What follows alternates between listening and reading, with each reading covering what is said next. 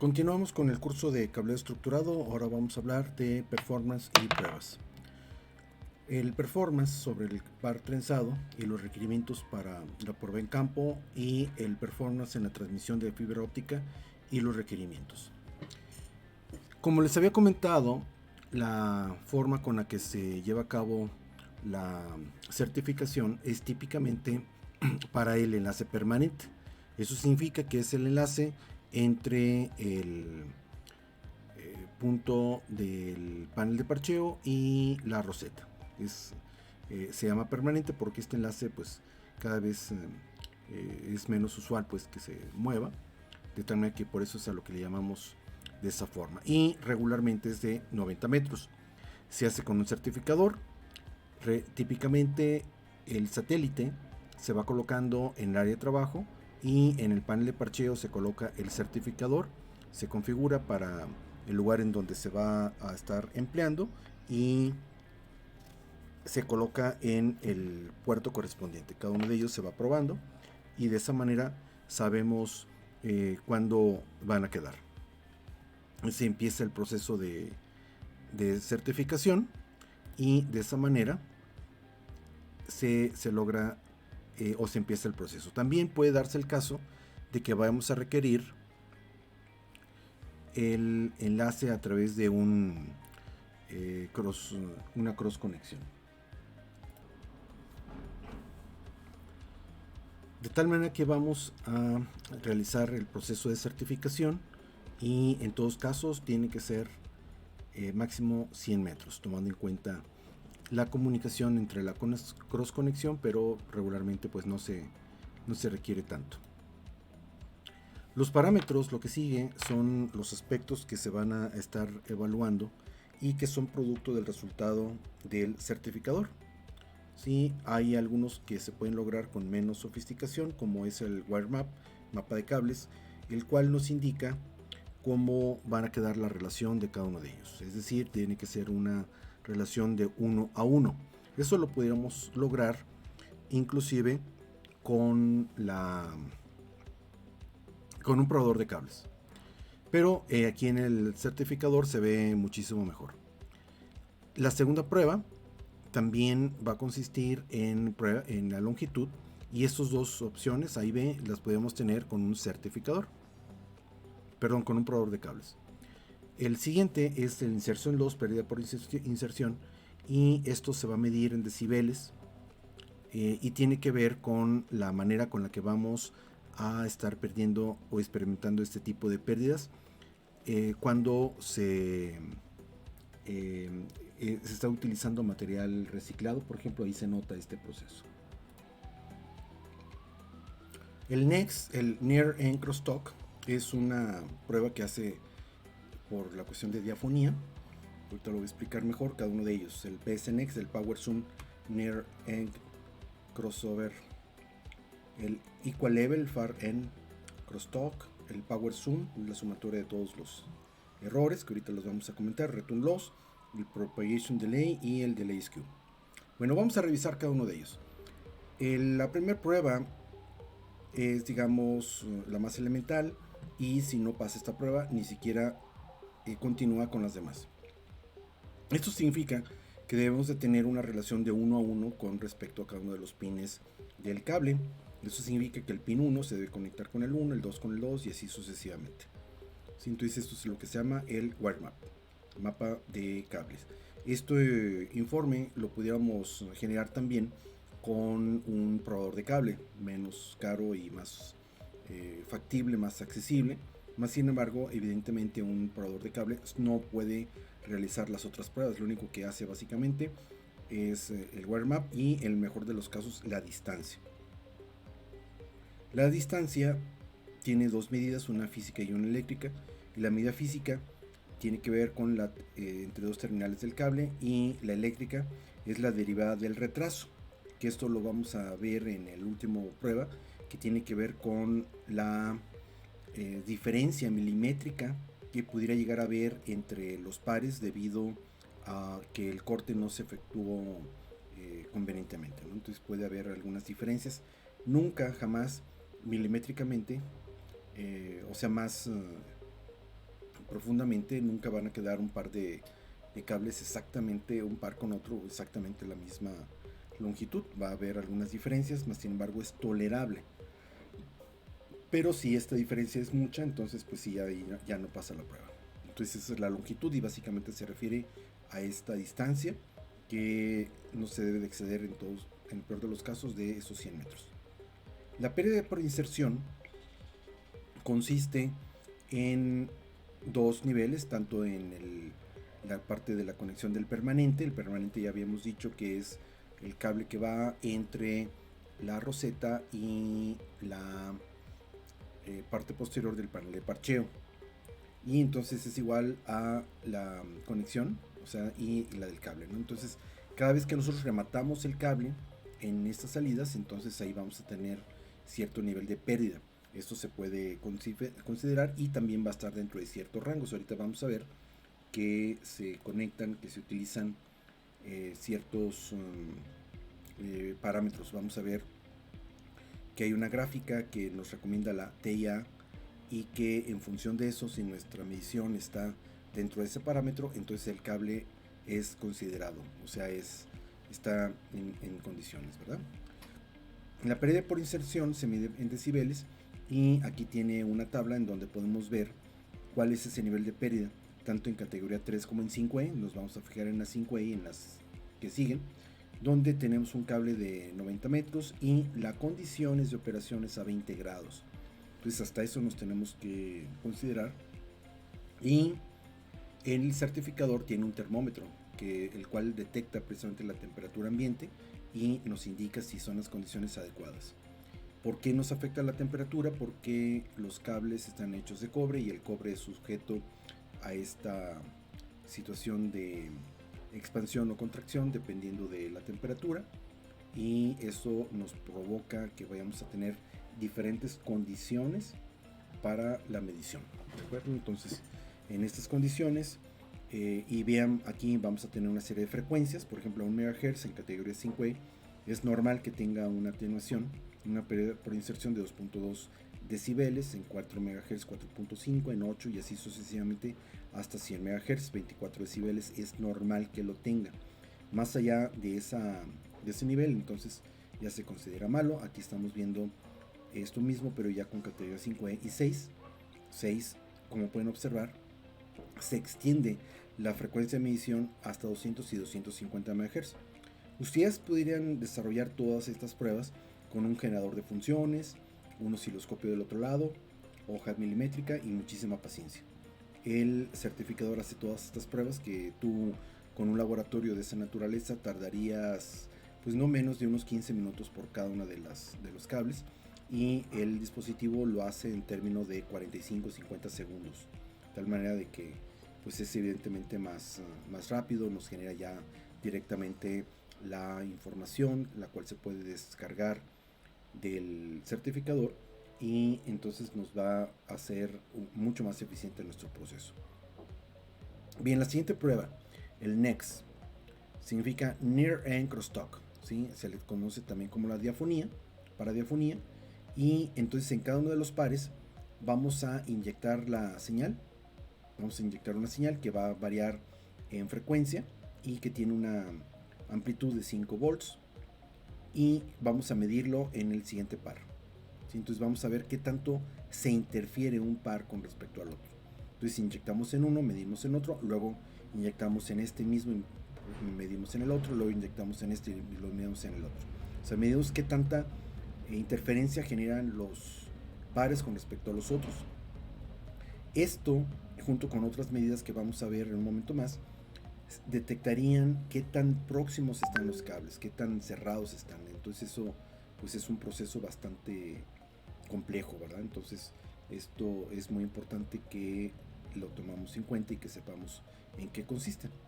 El siguiente, el Far End Crosstalk, es algo por el estilo en cuanto a que inyectamos la señal en uno de los pares y medimos del otro lado en otro de los pares.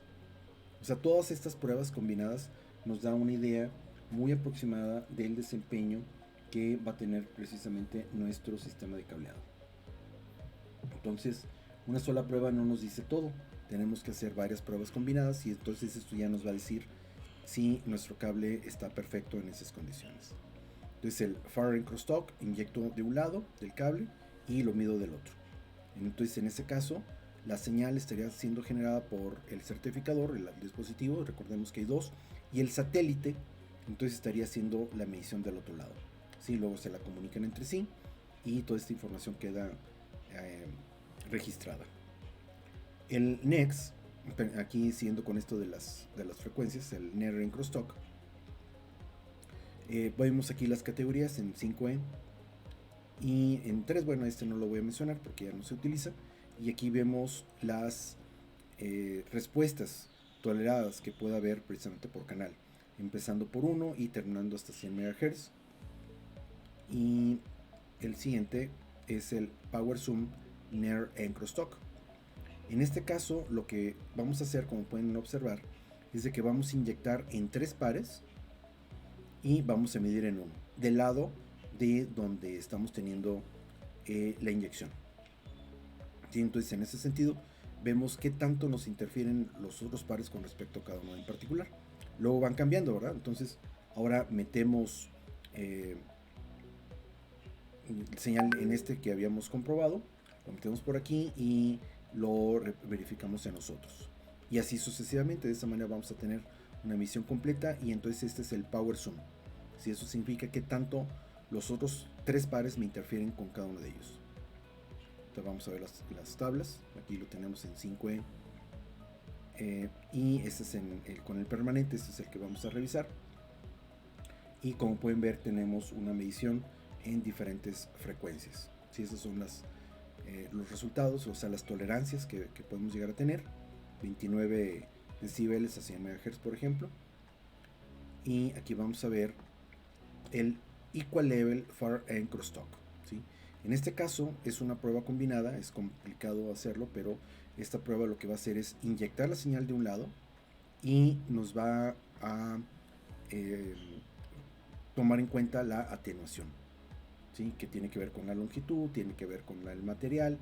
¿Sí? Entonces el FEX, el Equal Level Far End Crosstalk, es igual al FEX, que ya lo teníamos medido, menos la atenuación. Y lo medimos del otro lado. Y así sucesivamente con todas las demás pruebas. Estas son las tablas. Por ejemplo, con esta prueba, a 5E a 100 MHz, lo tolerable son 18.6 decibeles. Siguiendo con esta misma forma, tenemos el Power Zoom Equal Level Far End Crosstalk. En este caso, lo que vamos a estar haciendo es inyectar en 3 pares y lo vamos a medir en 1 del otro lado con la atenuación.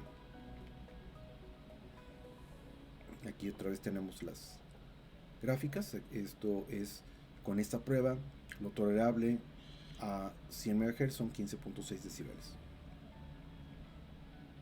Aquí vemos cómo sería el return loss y esto tiene que ver con el reflejo, ¿no? Que tanta señal se nos va a reflejar en un sentido. ¿Sí? Entonces inyectamos la señal en 1 y medimos qué tanta señal se nos regresa. Tiene que ver con el acoplamiento, tiene que ver con impedancias y esto nos va a indicar qué tanto se nos está regresando la señal. Esto nos indicaría que hubiera un mal acoplamiento, que tiene que ver del otro lado, una situación de máxima transferencia de energía, y si no se está dando eso, entonces significa que el cable no está en esas condiciones adecuadas. Tiene que ver, para que todo esto opere bien, tiene que ver con la admitancia, tiene que ver con parámetros desde el punto de vista electrónico muy complejos, pero nos va a indicar eso. El return loss, la pérdida por retorno, están aquí los niveles de decibeles que son permitidos. Entonces a 100 MHz 12.2 decibeles es lo permitido.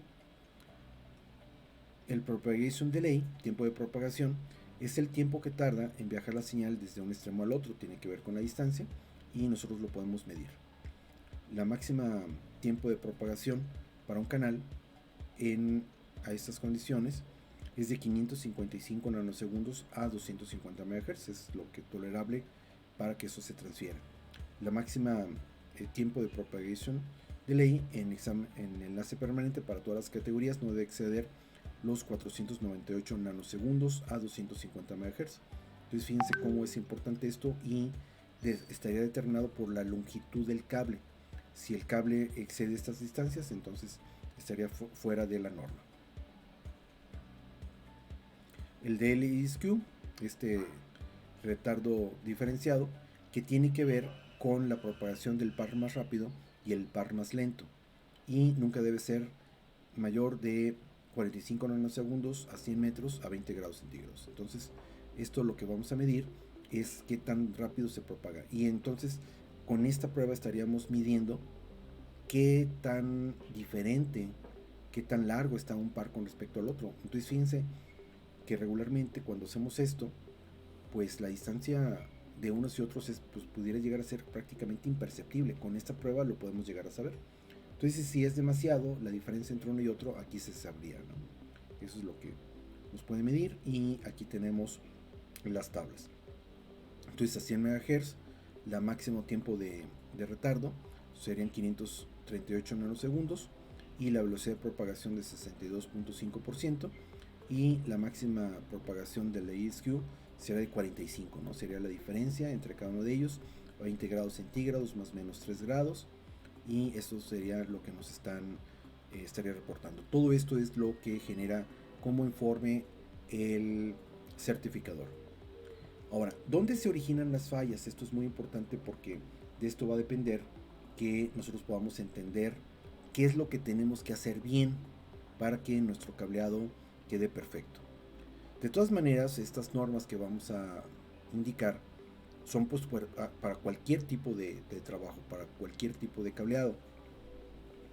El hecho de que sea certificado o certificable tiene que ver con que el fabricante esté enterado desde el principio. No se vale con que al final, pues fíjate que ya terminé un cableado, lo voy a certificar y quiero que lo vengas a certificar. Si no sigues el procedimiento, no te lo va a certificar. Quien otorga la certificación es el fabricante, que puede ser Belden, puede ser Hellerman, puede ser Simon, ¿de acuerdo? Entonces, el fabricante es el que se arriesga en todo caso y va a extender esa garantía.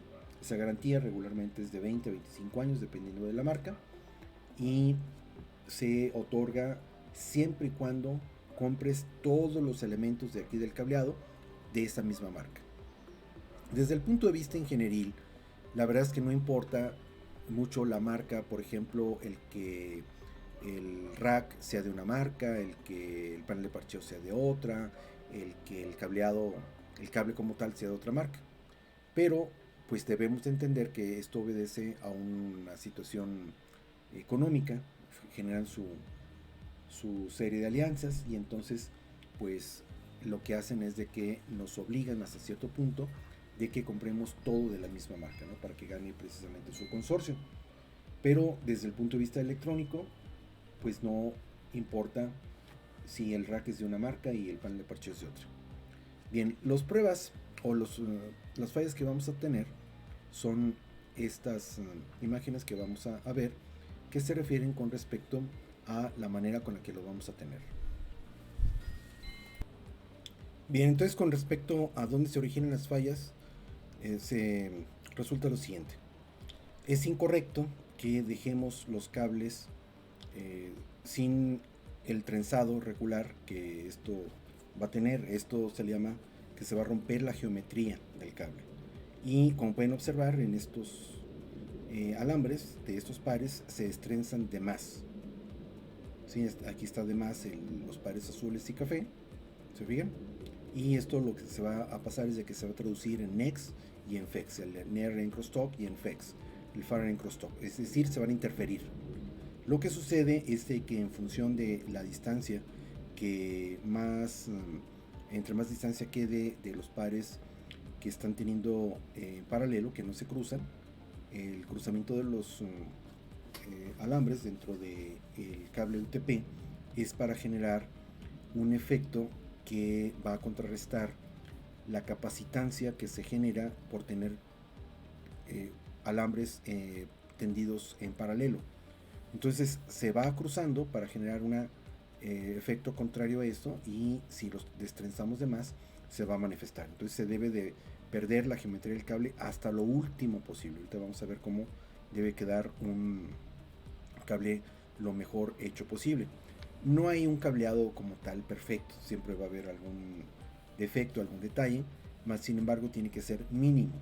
¿Sí? Entonces si está dentro del parámetro, que ahorita vamos a ver unas gráficas, les tiene que quedar claro que a partir de ese momento entonces ese cable es aceptable. Otro error de este gráfica, vemos aquí por ejemplo el par café que está destrenzado de más. ¿Sí? Entonces no mantiene el trenzado, y esto va a ocasionar un desbalance del par con respecto a los demás y va a generar ruido eléctrico, el cual va a ser detectable por el certificador.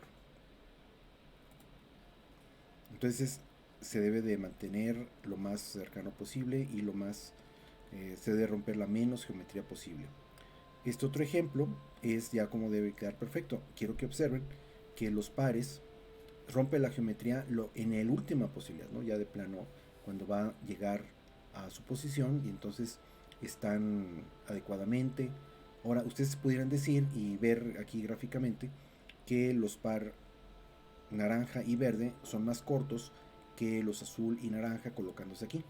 Pues internamente en el circuito impreso aquí del jack tiene una pista la cual contrarresta la distancia que aquí podemos tener, de tal manera que es correcto que esto llegue a pasar, ¿de acuerdo? Entonces no se va a manifestar el delay skew o algún otro fenómeno por el hecho de que si tú lo sacas de aquí, de este jack, van a quedar evidentemente con una diferencia, pero con esta compensación que genera el propio jack dentro del mismo, entonces eso hace que no perdamos el problema, la situación. Ahora, con respecto al panel de parcheo, como por ejemplo aquí estamos observando que una diferencia con respecto a la forma con la que se va a terminar, como pueden observar está destrenzado de más, y eso va a generar también problemas. Entonces es tan malo que trences de más como tan malo que destrences de menos, no se tiene que perder, y aquí otra vez vamos a generar problemas de NEX effects, ¿sí? De la diafonía.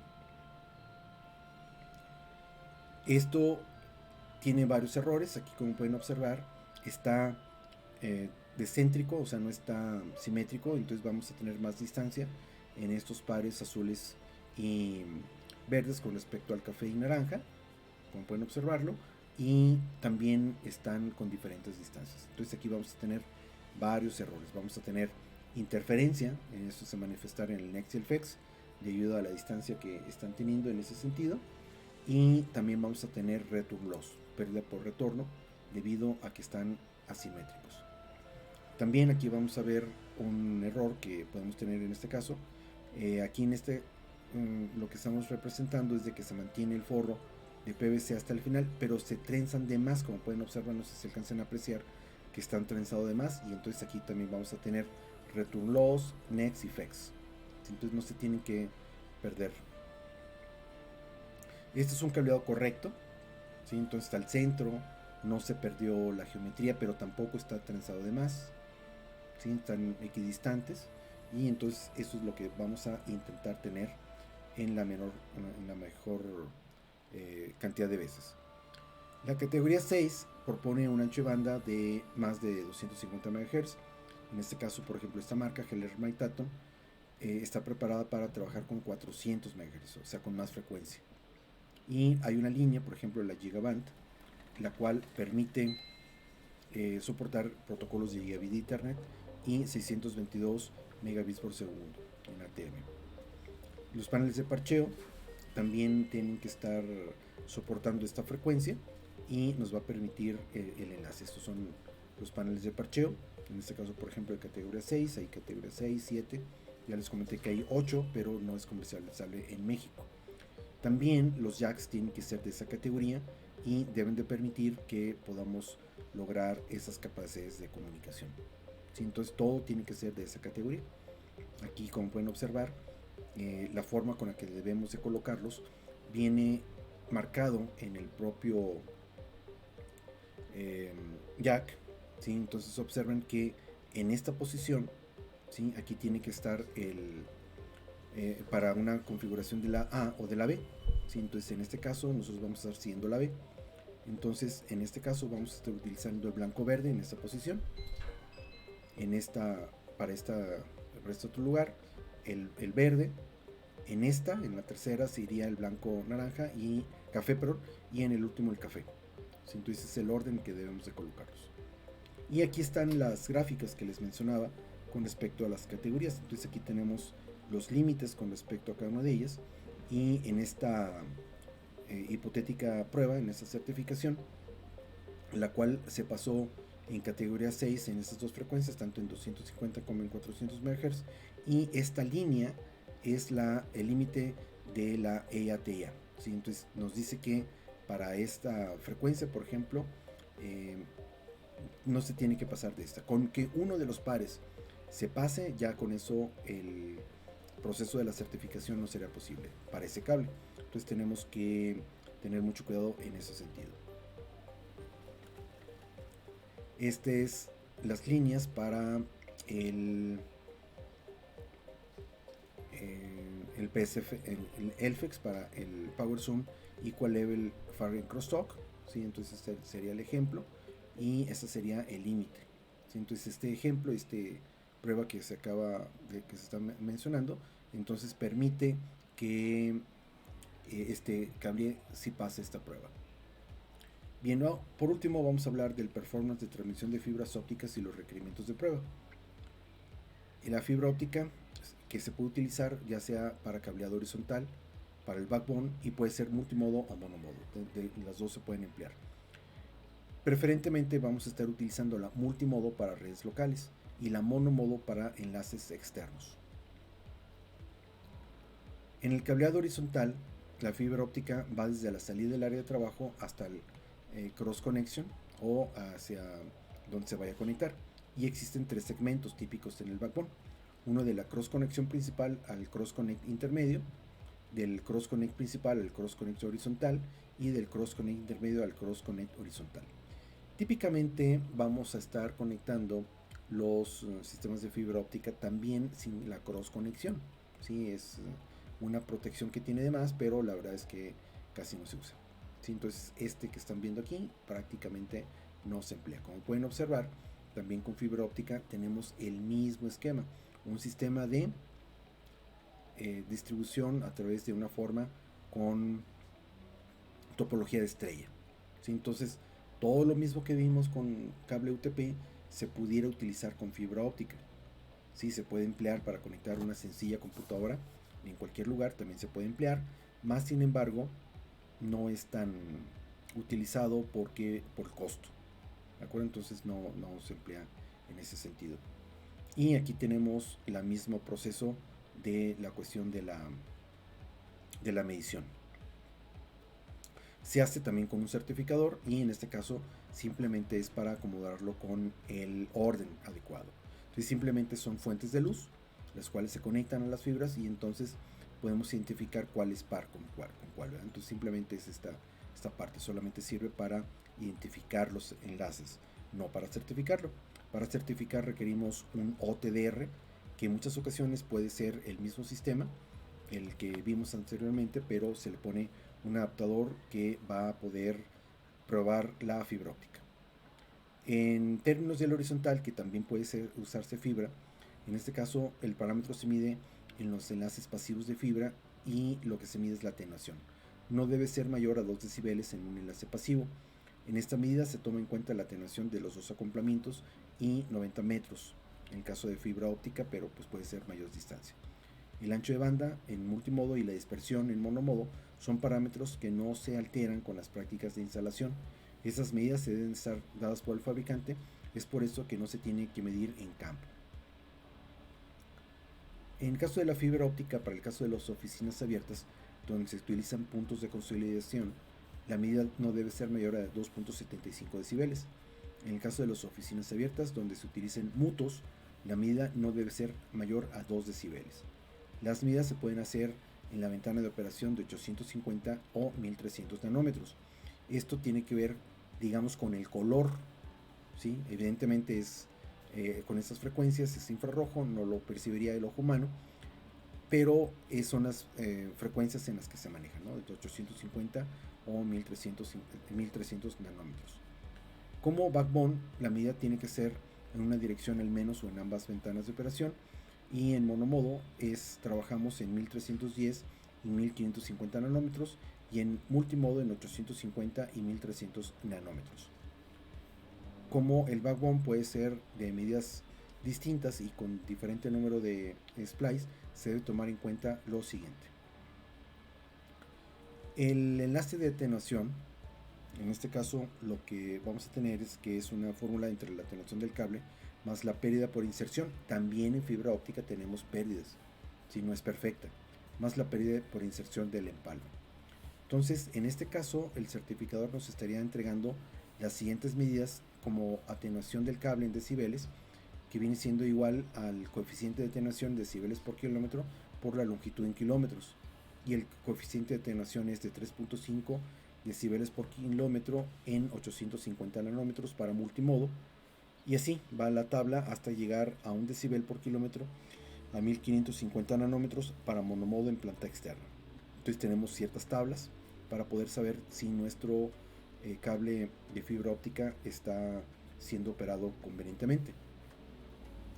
El backbone de multimodo, vemos en esta gráfica que no se tomó ningún splice. Si existen, por ejemplo, se deben de agregar 0.3 decibeles por cada uno de ellos. Entonces aquí tenemos la longitud en metros, y esta es la representación de cómo se estaría operando, cómo se estaría comportando en 1300 nanómetros, y esta es la que se estaría comportando en 850 nanómetros. En caso de que sea un backbone de monomodo, en esta gráfica, por ejemplo, no se toma en cuenta ningún splice, y si existen se deben de agregar, como veíamos en el punto anterior, 0.3 decibeles por cada uno de ellos. Entonces, aquí vemos cómo se comporta con respecto a la distancia. Esta gráfica en línea continua para planta externa y esta otra en planta interna. Ya finalmente, la fibra óptica se puede estar utilizando por diferentes compañías, y que cuando los equipos electrónicos importantes están distribuidos en todos los edificios, y aquí es donde vamos a estar utilizando precisamente la fibra óptica. Otra vez aquí tenemos la medida de cómo se conecta. En el caso de la fibra óptica centralizada, la instalación mínima es de 300 metros, se debe hacer un solo edificio y se debe contar con una cross conexión en el cuarto de equipos. Muy bien, entonces esto es lo correspondiente a esta segunda parte del sistema de cableado.